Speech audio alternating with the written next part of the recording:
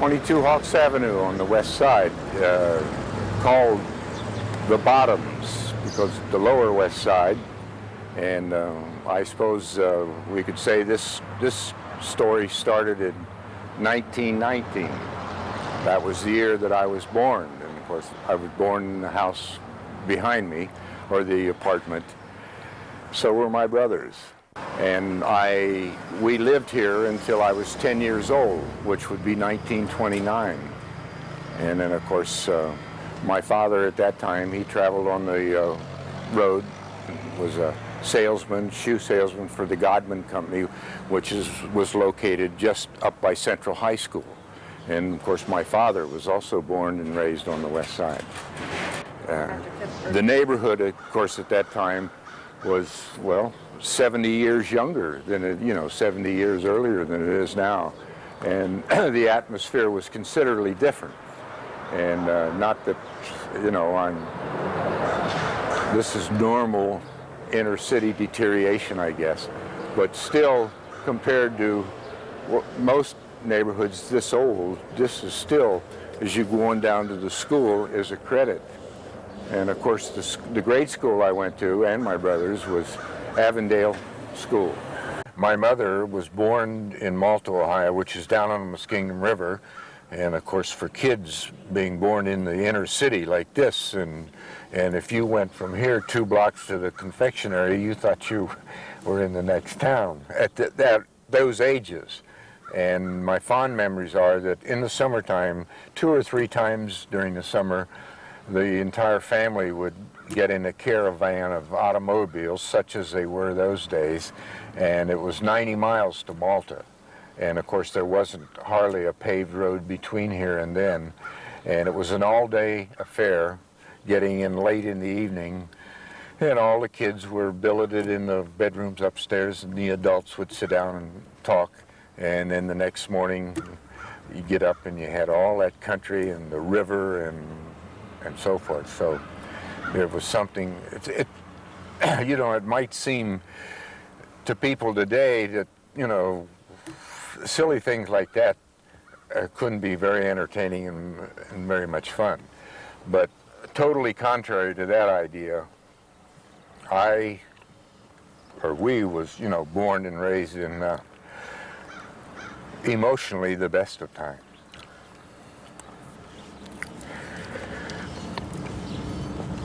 Okay, you want to go do Avondale? Well, we might as well interject a little humor in this rather than get so heavy. So we'll go down and show you where, and I don't say this with any modesty. I've long lost my bragging rights, but I was the toughest kid in Avondale. Which that's funny. So let's drive down and show you where that is. Okay.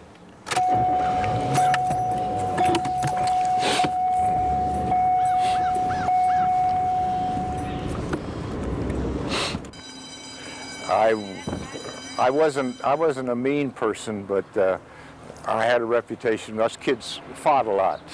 We got in a lot of fights, and nothing really serious, but at that stage of the game, well, I mean, I was kidded all the time about being the toughest kid in Avondale. But as soon as I graduated from Avondale and moved out to junior high school, the competition became much greater, and I became a little more discreet. That's who I started the fight with. But and if anybody doubts it, they say, can you prove what you're talking about? So I actually have the proof right here. It just so happens I have it with me. But anyway, this was a gift from one of my kids many, many years later. And of course, I'm still ribbed about it all the time. But it doesn't bother me. In fact, I still enjoy they say everybody's famous for 15 minutes. And this is about the only claim to fame I have. Other than the fact that today I keep elaborating and reiterating all the time about my success, and our success is my family. And I don't know how to, talk much about it without sounding boastful, but I usually compare it with success and being wealthy and so forth. So it's all predicated on the health of my kids, my health, and my wife and my family, which has been continuous all of my life so far. We're on North Central Avenue in Columbus, and this is where I was born in 1920. I lived here only 2 years, and I don't remember a whole lot about it. But my mother was very ill with tuberculosis, and she was not around very much. And she was in a sanitarium most of the time. And we only lived here 2 years, and I don't remember. I have pictures of my sisters and brothers sitting here on these steps, but I don't remember any of the actions, that my grandmother, who lived next door, I don't even recall, I can't at 2 years old. And I only know what they've told me. But we always enjoyed going to my grandmother's after we moved over on the next street. But I didn't get very far from this area all my life. I've lived in this area, never moved from the next house that we see.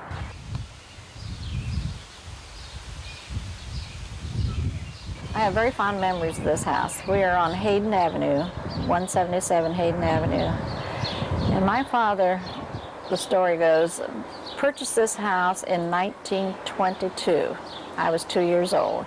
And the house that I just came from was the house I was born in. Well, this is where I have all the memories. There was no electricity. There's no running water in the house, no bathroom. There was an outhouse. Now, see, I don't remember a whole lot about that, but this is what they tell me.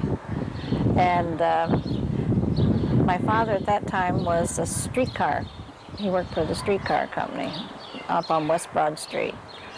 And I have an older brother, Stanton, who's 4 years older than I am, and then I have a sister who's 2 years older than I am, then I'm the next, and then we had a younger brother, Frank, who was 4 years younger than I was.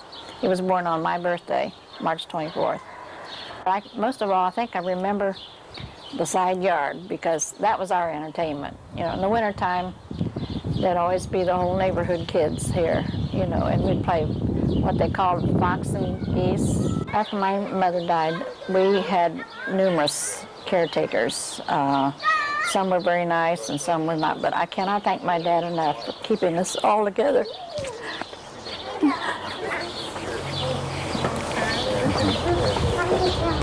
But when you think a man with 4 children, and then he met this wonderful woman,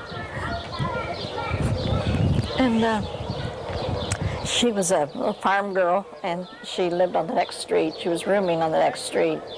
So I can't give you the date that they were married, but she was just like my real mother. But then they had 2 children. Susie was the first, and then 4 years later, John was born. My dad always had a job, and we went through a very tough time, but everybody else did too, so we didn't feel like we were being, too bad off. But I remember every 2 weeks, I think he made $43, and all the neighbors around, a lot of them were out of work. Well, they would always share, anything that you had, you shared with someone else. And the one treat that I can remember during the Depression, which was really a treat, we would always go up to Broad Street and meet my dad on a payday, and he would stop at the bakery and get donuts. And that's one good thing I can remember about it. But I also remember one Christmas that I'm sure I was disappointed, and I probably showed it, but we didn't get any Christmas presents. But I did get a new pair of shoes, and I probably at the time didn't think that was such a big deal, but when you look back, that was even, a lot of money then. Our whole life revolved around the church when I lived here. I mean, we would go to Sunday school and church, and then back in the evening we would go at 7 o'clock, the young people's group, which they called Christian Endeavor in those days. And then Sunday night service, and then on Wednesday night, in all kinds of weather. We walked. We had no car. We did not own a car. My dad did not want a car. And we walked in all kinds of weather.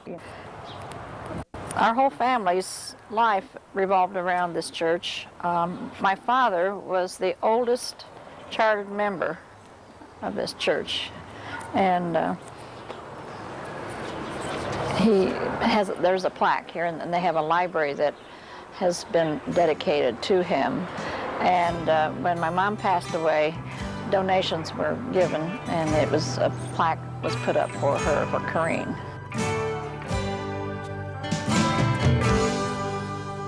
The corner of Hayden Avenue and Broad Street was a drugstore called Arnold's Drugstore.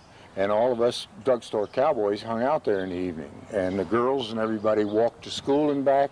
You walked any place you went in those days, you walked. And she and her sister and a girlfriend, they all was about the same size. They all looked quite a bit alike, and they all dressed alike, and they looked like triplets.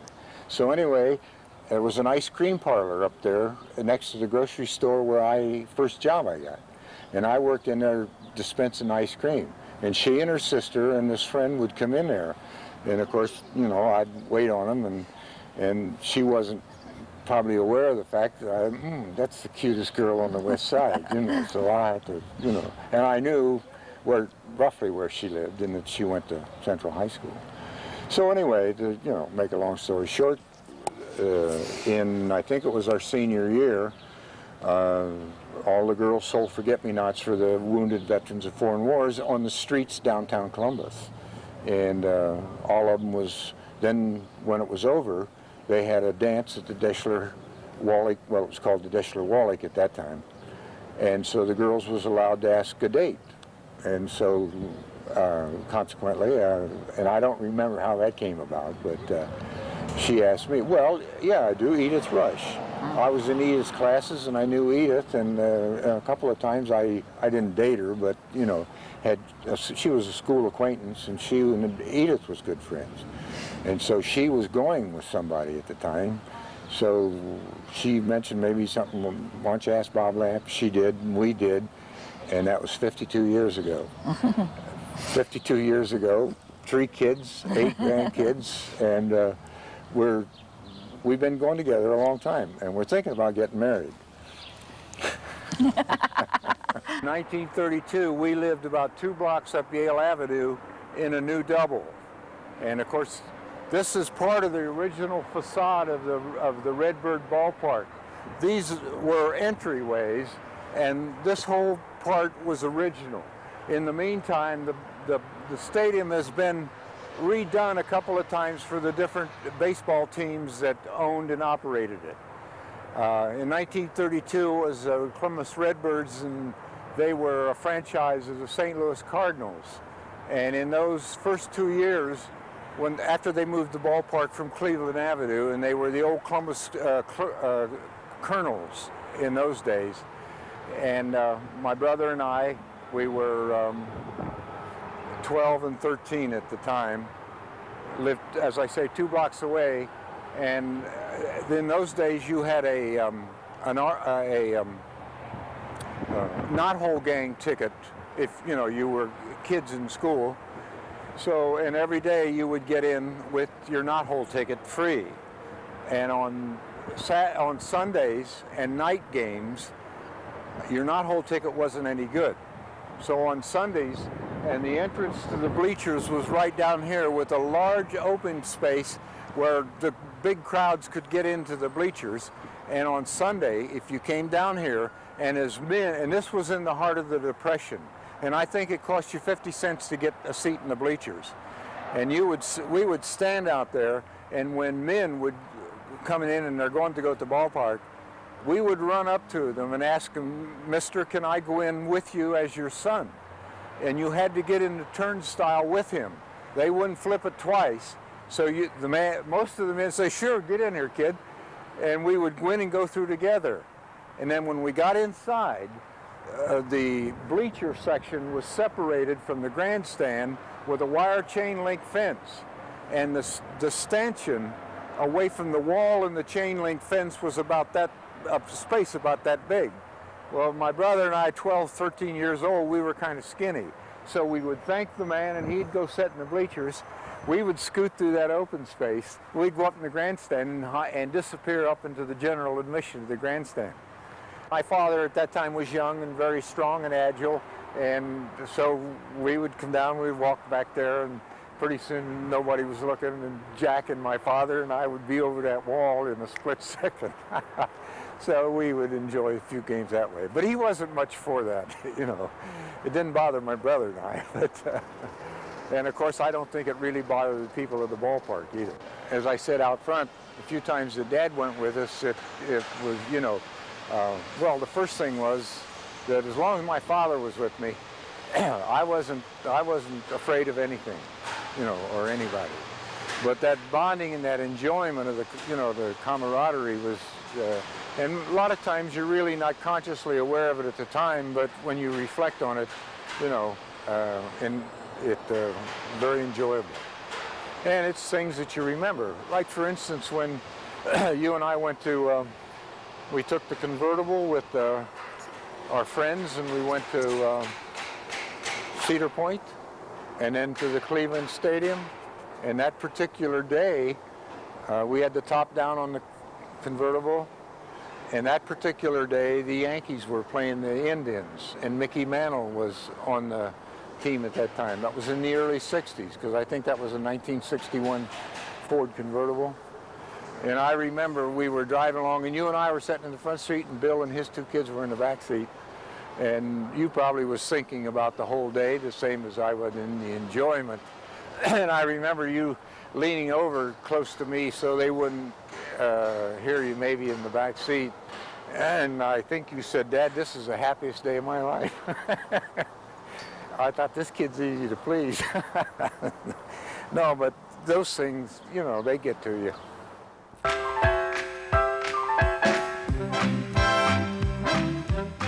From the time I was 8 years old until I was 16 years old, I carried newspapers on the streets of the lower west side of Columbus. And then when I was 16, that grocery store I showed you earlier this morning, I got a job in there driving a truck, a delivery truck. And when I went in one day to buy some groceries, we lived just down the street from there. Bud Pressler said to me, Bob, can you drive? And I says, yeah, I can drive.